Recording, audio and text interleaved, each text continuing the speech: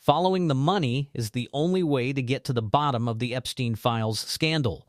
The only way to fully uncover Donald Trump's crimes and his cover-up is by tracking the payments that were made through every single person in the Epstein network.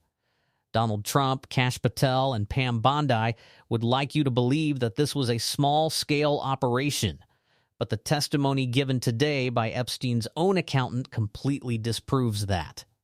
This idea that the right has been spreading to defend Donald Trump and cover up the Epstein files, that only a few people were involved? No. This was a broad network of bribes and payouts that included Donald Trump and an underage victim. That is exactly what was revealed today by Jeffrey Epstein's accountant before the House Oversight Committee, and that's exactly what we're going to examine now. But it begins with another set of documents that were released by Robert Garcia and the House Oversight Committee. That's where I want to start, because it connects directly to these payouts. So let's begin with Robert Garcia. We're talking about the most corrupt DOJ in American history. So we shouldn't believe anything that they're saying. And how convenient that of that manifest of documents that should have been included, that it was the ones about the president and accusations and allegations. Those were the ones that were missing in that one sheet of manifest documents. I mean, give me a break. Nobody believes that. And it was only because of pressure. And I myself went in to look at these documents. I searched for these documents. It was clear that they were missing. And when we put that information out there, I think the DOJ realized that they had been caught red-handed, like they've been caught time and time again on the issue of these documents. To clarify, they have actually posted some of the documents that relate to this one case, but not all of them. We have verified, and so have other independent media, that some of the documents, and it could likely be the communication between the different FBI agents about these allegations, those continue to appear to be missing from the actual document. So we continue to search for those. We can't find those. And it's really interesting that all the documents around these allegations, there are issues with. They're missing. They post them. They're here. They're gone again. And so we're going to watch this, and we're monitoring that very carefully.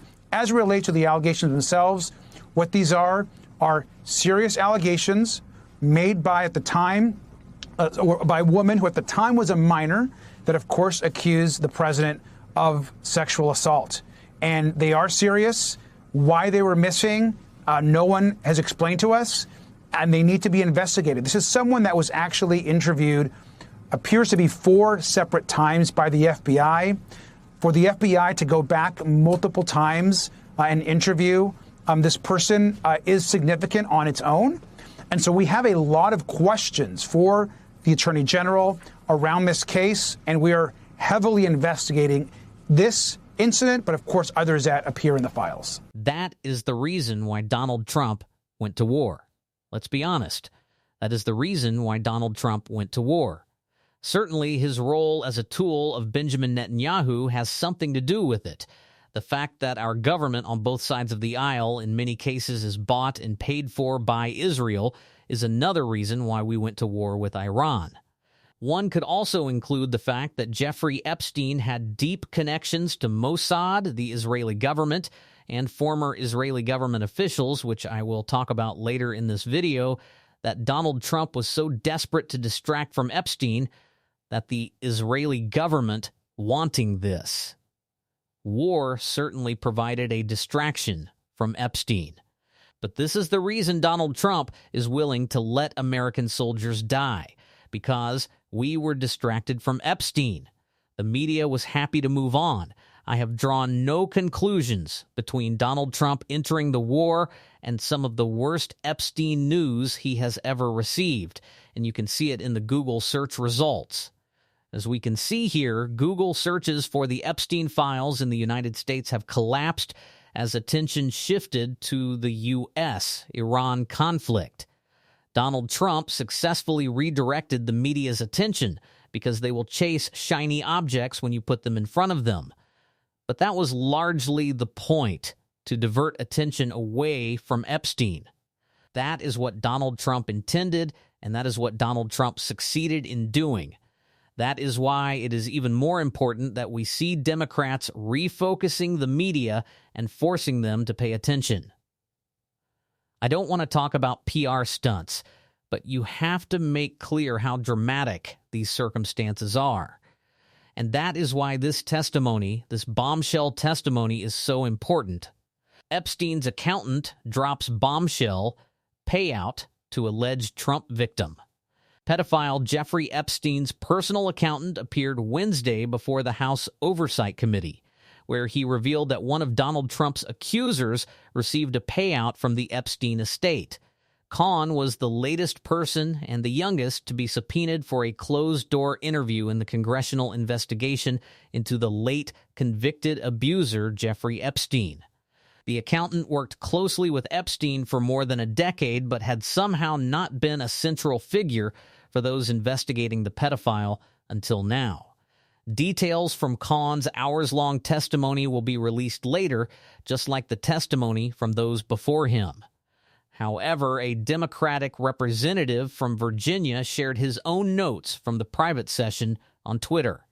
One of his notes read, "One Trump accuser received money from the Survivor Fund, the fund managed by Khan." The representative did not provide further details about who the accuser was that received money from Epstein's estate or how much the accuser received. Subramaniam elaborated only slightly when he spoke with reporters about 2 hours after the testimony began, as they waited in the hallway outside the Capitol. Another person who was an accuser of Donald Trump received compensation from Jeffrey Epstein's estate. "We have confirmed that," the Democratic representative said, offering little additional information even when asked follow-up questions. He said they wanted to confirm that certain accusers had received settlements, and Khan confirmed that. He did not go into detail about who the accuser was who claimed Trump abused her or how much money the person received. Instead, he told reporters he would wait for the transcript to be released. Subramaniam also revealed Wednesday that Khan mentioned 5 men who financed Epstein's operations: billionaire businessman Les Wexner, hedge fund manager Glenn Dubin, investor Steve Sinsky, the Rothschilds, a wealthy banking family, and private equity investor Leon Black. A member of Congress also noted that Khan mentioned former Israeli Prime Minister Ehud Barak, an already known Epstein associate, when asked about heads of state or elected officials with financial ties to Epstein. People like Khan enable billionaires like Epstein to get away with crimes that the other 99.9% of Americans could never commit, the lawmaker wrote in a post. The chairman of the House Oversight Committee, James Comer, also confirmed part of the lawmaker's account of the testimony when he gave reporters his own update in the hallway on Capitol Hill. The Republican congressman from Kentucky said Khan was answering all their questions and confirmed the names of 5 men who paid Epstein. What Khan said is that he was under the impression that Epstein earned his money as a tax advisor and financial planner, Comer said. So those were the 5 individuals who transferred substantial sums of money to Epstein. At least one woman who accused Trump of abusing her when she was just 13 years old was interviewed 4 times by the FBI. Those interviews were initially kept secret by the Department of Justice, which only released more details about the case after it became known that they were withholding files. In her statement to the FBI, the woman claimed that Trump forced her to perform a sexual act on him sometime around 1984 after she had been recruited by Epstein. So it is not only being revealed that Epstein made payouts to Donald Trump's own victims, and apparently to shared victims of the 2 men, but this accountant also revealed deeper connections to the financial network that funded Epstein as well as the elected officials and former government. Officials who protected him. And these are the same people, these Republicans, who now tell us that the Epstein files are a smaller matter than we may be making them out to be.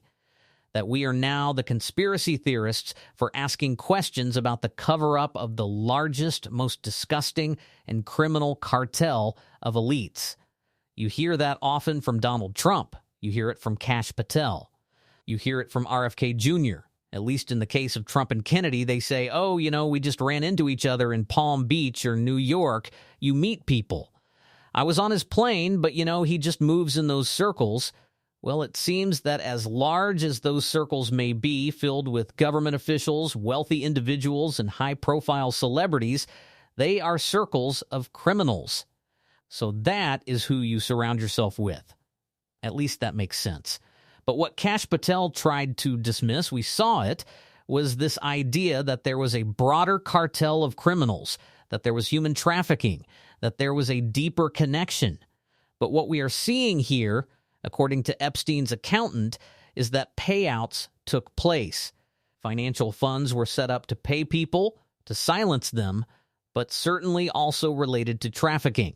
So Kash Patel obviously committed perjury before Congress. Pam Bondi did the same. And we are seeing the financial connections, how much money was given to make all of this possible. But of course, it does not stop at finances. If we want to follow the money deeper, we must also examine Jeffrey Epstein's connections to powerful foreign governments, which Zetio reported on, and not only those connections, but also why the media does not want to talk about them. I want to end with this. Why don't the media touch Jeffrey Epstein's clear connection to Israel? The recent release of Department of Justice files on Jeffrey Epstein implicates many individuals and adds to the growing pile of evidence pointing to connections between the notorious, well-connected offender and the Israeli government. But much of the media has either remained silent about these connections or focused exclusively on other possible links. In the past week, there has been a wave of reports suggesting that Epstein may have been a Russian spy or agent.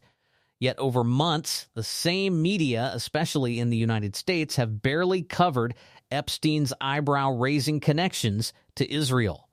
Notice anything when you search Google for Epstein Mossad today? Nothing. Ehud Barak. The Epstein files, which still have not been fully released, contain countless references to Epstein's connections to Israel, some more blatant than others. In a 2019 email, when Epstein was trying to arrange a meeting between former Prime Minister Barak and the former Qatari Prime Minister, he seemed to joke, "You should clarify that I do not work for Mossad." Smiley. There is also the allegation that Epstein was involved with Israel's Mossad.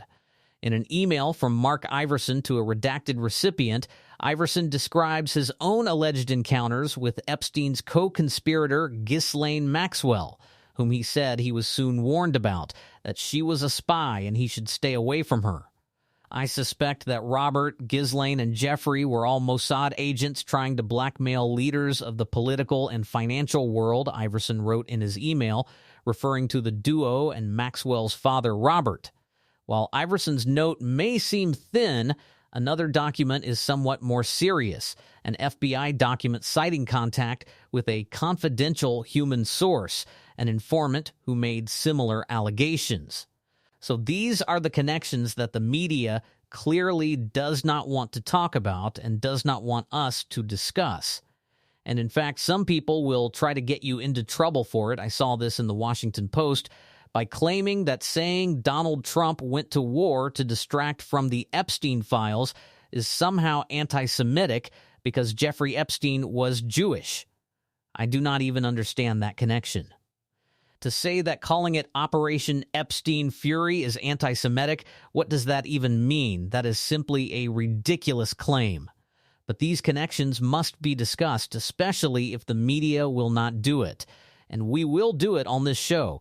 And if you want to support that, you can as always click the subscribe button and leave a like on the video.